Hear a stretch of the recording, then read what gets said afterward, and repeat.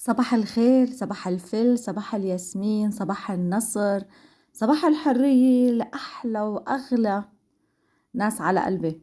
يسعد لي صباحكن يا رب.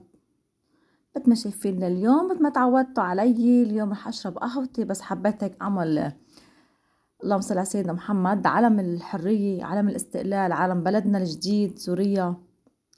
صراحة الجود من موجود، هو لقيتن عندي، وهون طلع عندي نجمتين، التالتة الله وكيلكم بحسن تحطها لأني كانت عندي الكمية كتير قليلة. بهيدي الطريقة عملتها وزينتها، وبهدي هالعلم لكل أهلي بسوريا، لكل ناسي، لكل شعبنا السوري. الحمد رب العالمين، الله فرج علينا. الحمد لله رح نرجع كلياتنا لوطننا. كل المغتربين اللي عايشين برا بكل أنحاء العالم رح يرجعوا لبلدهم، رح يرجعوا للحرية. ما في أحلى من الشام وياسمين الشام، وما في أحلى من سوريا وأهل سوريا. هيك شايفة أفرجيكم النجمة الثالثة بكانت تنحط معي. واليوم حتكون وصفتي لليوم، حاعمل معاكم فطاير السبانخ. انا كنت جايبه فطاير، عفوا جايبه سبانغ ومقطعته بهيدي الطريقه. انا قعدته بالجاط. الفطاير بده تغسيل كتير كتير، انا روح اجي كب عليه مي بعد ما فرمته، روح اجي كب عليه المي، لانه بتعرفوا بيحتوي هو السلق السبانخ كل انواع الحشائش الخس كله بيحتوي كتير على التراب، حصريا السبانخ. غسلته هون، روح اجي غسلته اخر شي حطيته بمصفاية وتركته صراحة لينشف. رجعت فردته على شقفة وحطيته على سطح المجلة لحتى نشف معي. وهيك فرجيتكم كيف انه الحبة عندي ناشفة. اول مرحلة بقوم فيها بعملهم الاسبانغ بعد ما بكون غسلتهم منيح، بقلكم نشفته كمان منيح، برش عليه من الملح تقريبا معلقتين حطيت من الملح. وبهيدي الطريقة هيك بايدي بدعكهم وبتركهم شوي لحتى برجع فرجيكم كيف ميته كلها بتصفي.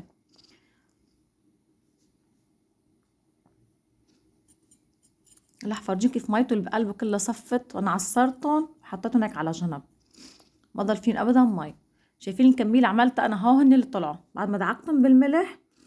اللهم صل على سيدنا محمد. صارت نص الكميه عندي واقل من نصها.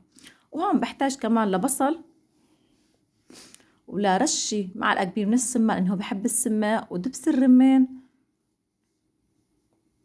وانا بحب حد الرمان صراحه، رحت خصنص على المحل لجيب رمان. انا بحب اعمل سبانغ بالرمان، حتى السامبوسك كمان بحبه بالرمان، بيعطي الرمان نكهه كتير طيبه صبايا، كتير كتير. جربوه مش رح تندموا. تقولي لي شو حاطه فيه رمان؟ انا بحب الرمان صراحه فيه، اللي رح يجربه على طريقتي رح يدعي لي. هون حشو جهزته وشلته على جنب. شايفين معكم؟ حتى شايفين معكم عندي كيلو من الطحين، بحاجه لمعلقتين من الملح ومعلقتين او ظرف احرى من الخميره الفوريه، مع معلقتين من البيكنج باودر، وبحاجه كمان لحبه وحده من البيض. وفيكم تستغنوا عن البيض بهيدي الوصفه. وانا كمان عودتوا علي بحب رش حبه صغير من المحلب او الفانيلا لكل المعجنات، بيعطيه طعم كتير طيبة. ومنضيف معلقتين من اللبن، ما موفر لبن معلقة من الخل، وما انه موفر الخل فيكن نستغنى عن هيدي المرحلة كلها.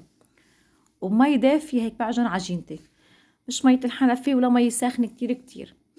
مية فترتها فتور للمية السخنة وتدريجيا صرت نزل عليه.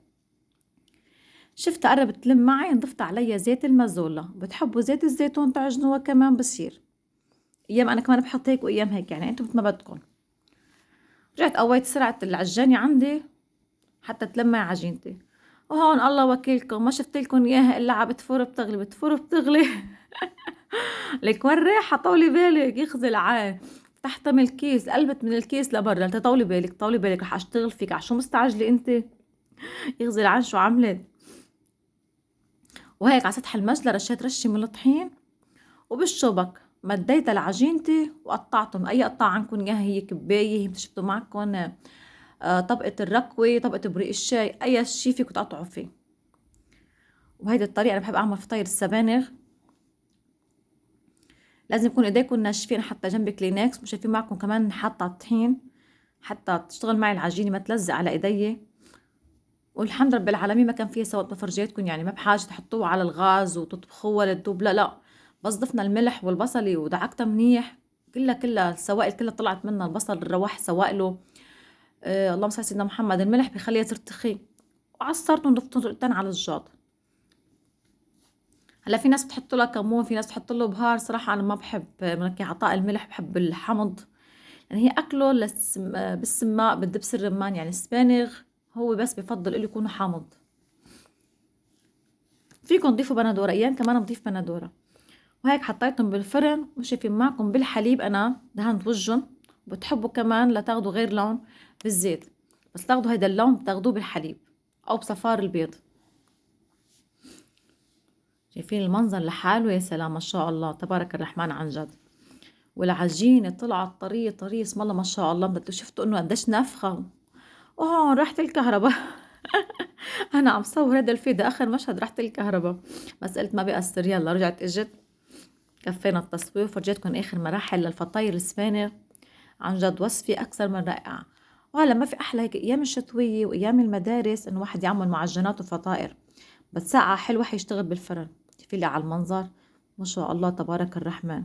ولهيك خلصت وصفتي ولبست أخذت عائلتي وولادي، حبيت اخذهم اجواء هلا العيد، اجواء الميلاد عند اخواننا المسيحية.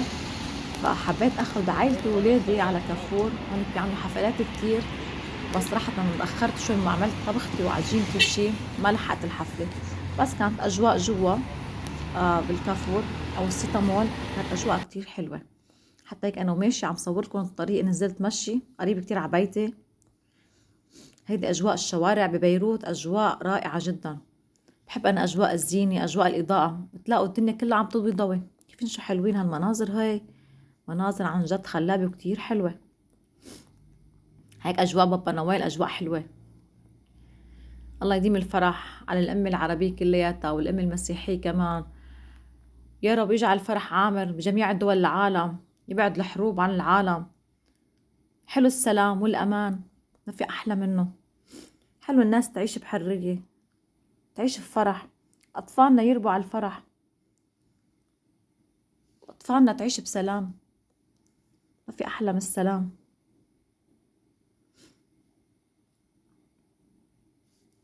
شايفين المقاهي المطاعم كلها اسم الله ما شاء الله مليانة كلها. بس أنا ما كنت حبيت أروح على مطاعم، بعرف عشان الناس في ناس ما بتحب. طب بعيد شوي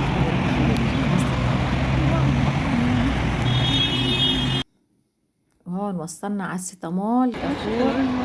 وهيدا المدخل مزينينه زينة رائعة جدا جدا. الزينة لحالها عم تحكي ما شاء الله. نحن الزينة هيدي عند الباب بعد ما تدخل قصة لجوا.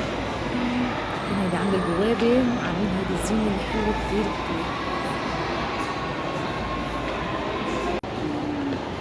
هيدي الميل التاني، كل ميلة عاملين زينة شكل.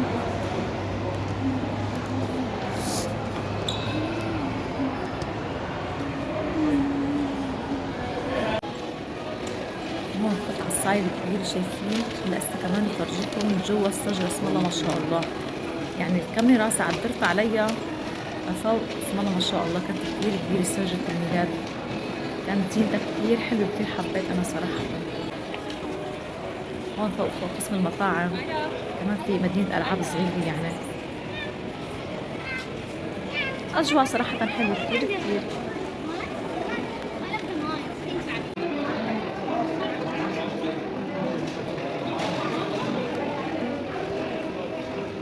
محلات الألبسة، محلات الإكسسوارات، محل برفانات، عطورات، الولادة. أجواء حلوة عن جد، الزينة كانت كتير حلوة.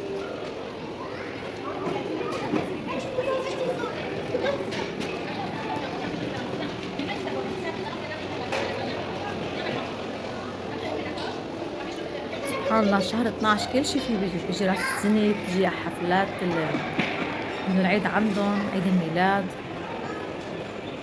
كان بنفسه كان عيد ميلادي، كانت الحرية لأهلنا بسوريا بأخواتنا.